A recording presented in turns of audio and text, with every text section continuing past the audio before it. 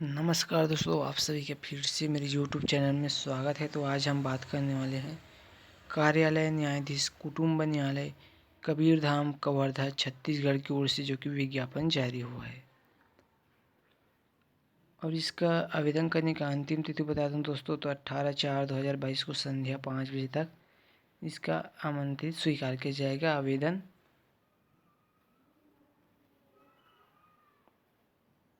तो कबीरधाम कुटुंब न्यायालय स्थापना के अंतर्गत सहायक ग्रेड 3 के रिक्त जो पदों की पूर्ति हेतु दोस्तों सीधी भर्ती द्वारा की जानी है। तो निम्नलिखित जो पदों पर अर्हता प्राप्त भारतीय नागरिक और भारत शासन द्वारा मान्य अन्य श्रेणी के उम्मीदवारों से निर्धारित प्रारूप में आवेदन पत्र आमंत्रित किया जाना है। तो रिक्त पदों का भी आपको जानकारी दे दूं मैं। तो यहाँ पर जैसे कि देख सकते हैं, जो कि रिक्त पद का नाम है सहायक ग्रेड 3 का है। और रिक्त पदों की संख्या बता दूं दोस्तों, तो 3 पोस्ट है और अनारक्षित और आरक्षित अलग अलग है। तो सामान्य के लिए आप देख सकते हैं, और अनुसूचित जनजाति, अनुसूचित जाति और अन्य पिछड़ा वर्ग के लिए अलग अलग है। तो एक एक है सभी के लिए। और भर्ती की पात्रता एवं शर्त के बारे में बता दूं दोस्तों, तो जैसे कि यहाँ पर देख सकते हैं, सहायक ग्रेड 3 के पद के लिए जो कि वेतनमान बैंड में वेतन जो कि 5,200 से 20,200 है, जो कि ग्रेड वेतन है दोस्तों 1900 का। और पुनरीक्षण नियम 2017 के अंतर्गत वेतन जो कि मैट्रिक लेवल 4 के आधार पर है 19,500 से 62,000।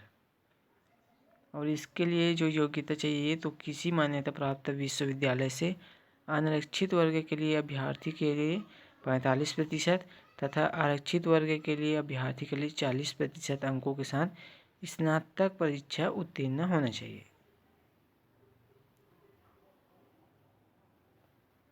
और साथ में छत्तीसगढ़ या मध्य प्रदेश शीघ्र लेखन तथा मुद्रा लेखन बोर्ड या शासन द्वारा मान्यता प्राप्त किसी अन्य समकक्ष बोर्ड द्वारा हिंदी मुद्रा लेखन परीक्षा उत्तीर्ण करने का प्रमाण पत्र होना चाहिए दोस्तों। और किसी विश्वविद्यालय या राज्य सरकार द्वारा DCA होना चाहिए। कंप्यूटर का थोड़ा बहुत ज्ञान होना चाहिए।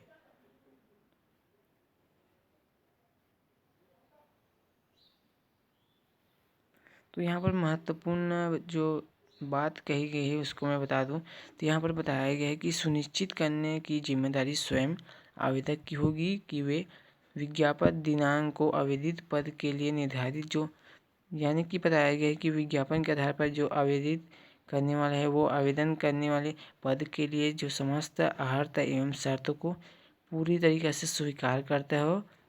वह एक बार दोस्तों मैं बता दूं, तो जो भी वैकेंसी निकला है उसका वो आप नियम और शर्तों को ज़रूर एक बार पढ़ लीजिए करें, फिर उसके बाद आवेदन करें दोस्तों। तो जैसे कि बताया गया कि अतः आवेदन करने के पहले आवेदक अपनी अर्हता की जांच स्वयं कर लेंगे और अर्हता की समस्त शर्तों को पूरा करने पर ही आवेदन पत्र भेजे। परीक्षा में सम्मिलित किए जाने का यह अर्थ कदापि नहीं होगा कि आवेदक को अर्हता मान लिया गया है। और चयन के किसी भी स्तर पर आवेदक अनर्हता पाए जाते हैं दोस्तों, तो उसका आवेदन निरस्त कर दी जाएगी।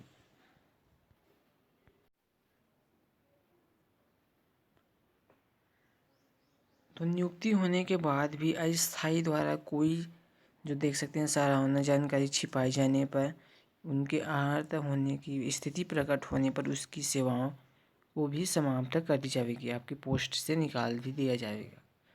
तो अनुसूचित जाति और जनजाति अन्य पिछड़ा वर्ग के लिए आरक्षित पद केवल छत्तीसगढ़ के मूल निवासी अनुसूचित जाति जनजाति अन्य पिछड़ा वर्ग के लिए आरक्षित है। और मध्य प्रदेश सहित अन्य प्रदेश के मूल निवासी ऐसे आवेदक जो अपने मूल निवास के राज्य में अनुसूचित जाति जनजाति अन्य पिछड़ा वर्ग के रूप में मान्य हो, तो आरक्षित श्रेणी के उम्मीदवार के लिए विज्ञापित पद के विरुद्ध ही अनारक्षित वर्ग के उम्मीदवारों की तुलना में विचार किया जाएंगे और आरक्षित पद के विरुद्ध नहीं होंगे। तो किसी भी प्रवर्ग में महिलाओं के लिए आरक्षित पद उपयुक्त महिलाओं के अभाव के कारण चयन न होने की स्थिति में पुरुष वर्ग को योग्य दिया जाएगा, योग्यता मिलेगा दोस्तों। और इसके लिए आयु सीमा एवं पात्रता की अन्य शर्त की बात की जाए, तो आप देख सकते हैं रोजगार कार्यालय में उनका जीवित पंजीयन होना चाहिए। जो अप्लाई करेंगे उसका रोजगार पंजीयन होना चाहिए। और कोई भी उम्मीदवार जिसने विवाह के लिए निर्धारित न्यूनतम आयु से पूर्व विवाह किया हो दोस्तों, तो वो नियुक्ति के पात्र नहीं होंगे। और कोई भी पुरुष उम्मीदवार जिसकी एक से अधिक पत्नियां जीवित होंगे तो वो भी अप्लाई करने के पात्र नहीं होंगे। और जिसे महिलाओं के विरुद्ध किसी अपराध का सिद्ध ठहराया गया होगा तो वो भी पात्र नहीं होंगे। और इसके लिए आयु सीमा के बारे में बता दूं तो 18 वर्ष जो पूरी कर चुकी है और 30 वर्ष से अधिक न हो वो इसके लिए अप्लाई कर सकते हैं। तो न्यूनतम 18 वर्ष है और अधिकतम 30 वर्ष है। और आपको छूट के साथ आपको मिलेंगे 40 वर्ष होंगे दोस्तों छूट के साथ।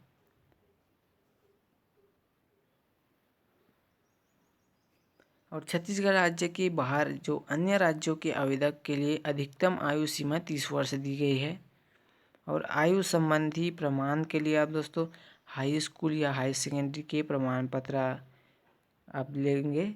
जो अभ्यर्थी उच्चतर आयु सीमा में छूट चाहते हैं उन्हें संबंधित जो दस्तावेज प्रस्तुत करना होगा, जो आपको छत्तीसगढ़ शासन के ओर से मिला हुआ है, वो दस्तावेज आपको प्रस्तुत करना होगा।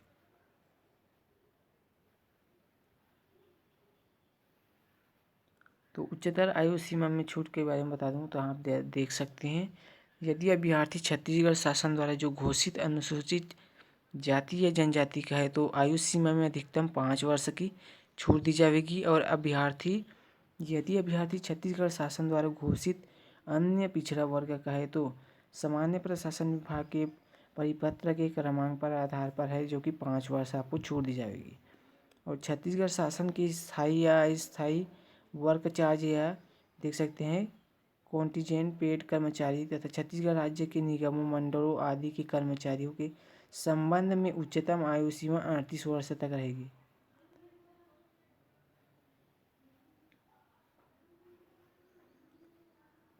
और ऐसे अभ्यर्थी जो छटनी किया गया सरकारी सेवक हो तो अपनी आयु में उसके द्वारा पहले की गई जो संपूर्ण अस्थायी सेवाओं की अधिक 7 वर्ष की कालावधि, भले ही यह कालावधि 1 वर्ष की अधिक बार की गई सेवाओं का योग हो, कम करने के लिए अनुपात किया जाएगा, परंतु इसके परिणाम स्वरूप अधिकतम आयु सीमा में 3 वर्ष की छूट दी जाएगी।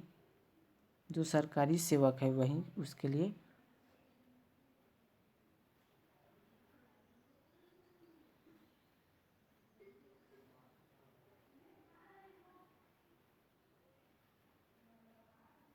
तो आवेदन पत्र प्रस्तुत करने की जो प्रक्रिया के बारे में बता दूं दोस्तों, तो यहाँ पर बताया गया है कि आवेदन पत्र इस विज्ञापन के साथ संलग्न प्रारूप में प्रस्तुत किए जा सकेंगे। पूर्णतः भरे हुए आवेदन पत्र को दिनांक 18/4/2022 की शाम 5 बजे तक बंद लिफाफे में, जिस पर स्पष्ट रूप से आवेदित पद सहायक ग्रेड 3 के पदों पर नियुक्त हेतु आवेदन पत्र लिखा हो और न्यायाधीश कुटुंब न्यायालय कबीरधाम छत्तीसगढ़ के कार्यालय में रखे गए बॉक्स पर डाले जा सकेंगे। तो दिनांक 18/4/2022 को शाम 5 बजे तक आवेदन स्वीकार किया जाए दोस्तों। और इसके उपरांत आप आवेदन करते हैं तो उस पर किसी प्रकार का विचार नहीं किया जाएगा।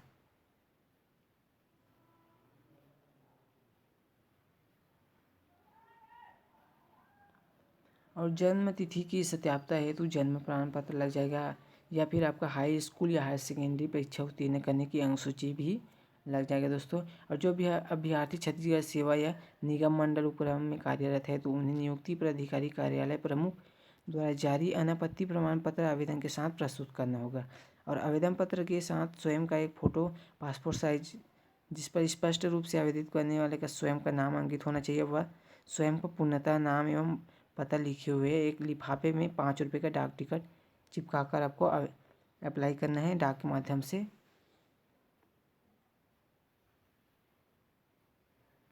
तो इसका सिलेक्शन प्रोसेस के बारे में बता दूं तो प्रायोगिक परीक्षा एवं साक्षात्कार में प्राप्त अंकों के आधार पर ही प्रावीण्य सूची तैयार की जाएगी और प्रवर्गवार सूची तैयार की जाएगी। चयन सूची के साथ साथ प्रतीक्षा सूची भी तैयार की जाएगी, जो अधिकतम 1 वर्ष के लिए वैध होगा।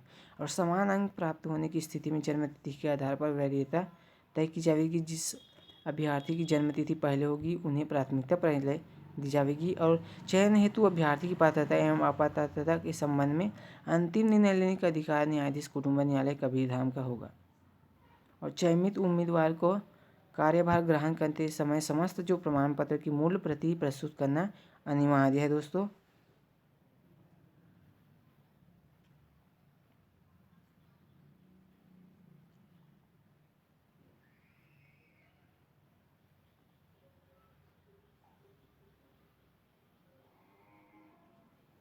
तो यहाँ पर जैसे कि आप देख सकते हैं दोस्तों, जो कि आयु में छूट के लिए बताया गया है कि यदि अभ्यर्थी कोई अन्य छूट आयु के संबंध में लेना चाहते हैं तो राज्य सरकार की आयु सीमा के निर्देश का उल्लेख एवं नियम बताते हुए दस्तावेज संलग्न कर छूट प्राप्त कर सकते हैं आयु में। और प्रथम वर्ष यहाँ पर आप देख सकते हैं जो कि पद के वेतन की न्यूनतम 70% और द्वितीय वर्ष पद के वेतन की न्यूनतम 80% और तृतीय वर्ष पद के वेतन की न्यूनतम 90% आपका देख सकते हैं जो कि लिया जाएगा। और किंतु परीक्षा अवधि में स्टाइपेंड के साथ साथ अन्य जो भत्ते आपको मिलेंगे।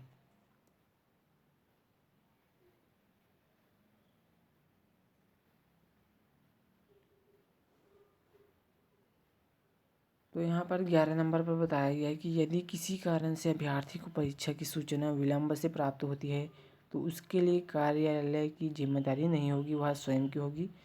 इस संबंध में अभ्यर्थी स्वयं सचेत रहेंगे और उक्त वेबसाइट पर आप समय समय पर जरूर नोटिफिकेशन आप चेक करिएगा दोस्तों।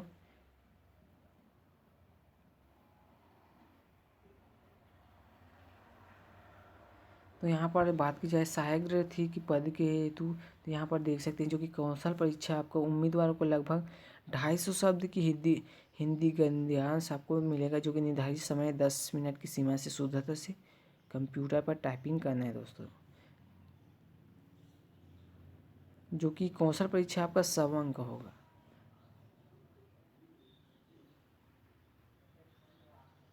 फिर द्वितीय चरण में बात की जाए तो साक्षात्कार का आ जाएगा। तो वहाँ पर बताया गया कि सहायक गृह थे कि पद हेतु उम्मीदवारों को मौखिक साक्षात्कार पर उपस्थित रहना अनिवार्य है।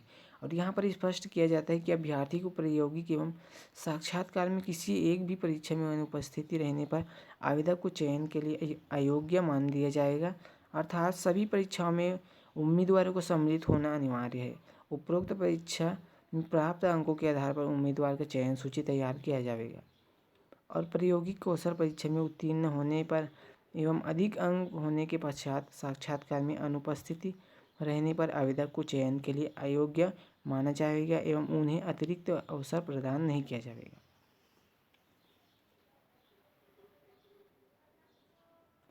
तो चयन सूची तथा प्रतीक्षा सूची में बात की जाए तो कौशल परीक्षा में प्राप्त अंकों का योग कर अंकों के आधार पर वर्गानुसार मेरिट सूची तैयार की जाएगी, जिसके अधिकतम अंक प्राप्त किए हुए अभ्यर्थी की चयन सूची एवं वर्गवार प्रतीक्षा सूची तैयार की जाएगी। प्रतीक्षा सूची परिणाम घोषित होने की तिथि से 1 वर्ष तक प्रभावशील रहेगी और समान अंक प्राप्त होते हैं अगर दोस्तों, तो इस स्थिति में जिस अभ्यर्थी की जन्म तिथि पहले होगी उन्हें प्राथमिकता पहले दी जाएगी।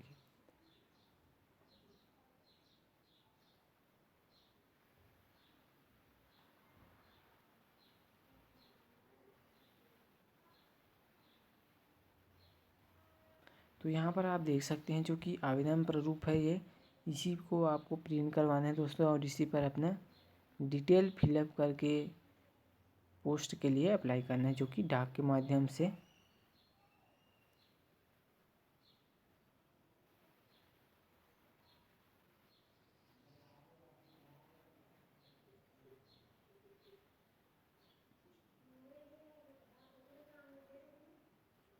अगर दोस्तों इसके संबंध में मेरे पास किसी प्रकार का नोटिफिकेशन आएगा तो आपको मैं ज़रूर सूचित करूँगा न्यू अपडेट के साथ।